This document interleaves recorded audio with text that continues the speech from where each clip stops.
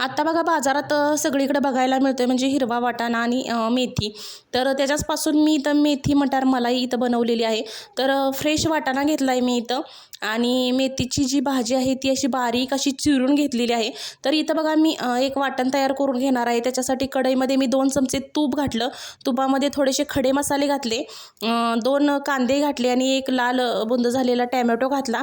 आता हे सगळं भाजून घेतलं आणि त्याची ग्रेव्ही तयार करून घेतली.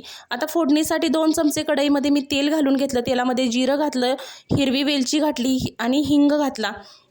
आणि जी मेथीची भाजी आपण चिरून घेतली होती ती चिरून घेतलेली मेथीची भाजी मी ह्याच्यामध्ये घालून घेतली आणि चांगली परतवून घेतली, जेणेकरून मेथीचा जो कडवटपणा आहे तो कडवटपणा मेथीचा निघून जायला मदत होईल. आणि जी आपण ग्रेव्ही तयार करून घेतली होती ती सुद्धा घातली. तर त्याच्यामध्ये आता धना पावडर, हळद आणि लाल तिखट आणि गरम मसाला घालून हे पुन्हा एकदा चांगलं मिक्स करून घेतलं. आणि चवीपुरतं ह्याच्यामध्ये मीठसुद्धा मी आता ॲड केलेलं आहे. आणि त्याच्याच नंतर जो ओला वाटाणा आहे तो वाटाणासुद्धा ह्याच्यामध्ये घालून मी हे सगळं मिक्स करून घेतलेलं आहे. आणि मिक्स केल्याच्या नंतर ह्याच्यामध्ये आता मी गरम पाणी थोडंसं ॲड केलेलं आहे, कारण फ्रोझनचा मटार नाही, हा फ्रेश वाटाणा आहे. शिजायला थोडासा पाणी लागतं, त्याच्यामुळं गरम पाणी मी ॲड केलेलं आहे.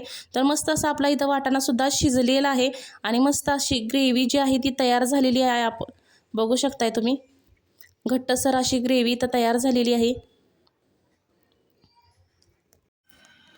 हे सगळं आता पुन्हा एकदा मी मिक्स करून घेतलं आणि त्याचनंतर आता ह्याच्यामध्ये मी मलई घालून घेणार आहे. म्हणजेच दुधावरची जी फ्रेश साय असते ती साई चांगली मी फेटून घेतली. त्याच्यामध्ये थोडंसं दूधसुद्धा मी ॲड केलं आणि नंतर ह्याच्यावर घालून घेतली. तर व्हिडिओ कसा वाटला हे कमेंट करून नक्की सांगा. व्हिडिओ आवडला असेल तर व्हिडिओला लाईक करा आणि चॅनेलला जर अजून तुम्ही सबस्क्राईब केलं नसेल तर लवकर सबस्क्राईब करा. भेटूया नेक्स्ट व्हिडिओमध्ये. बाय.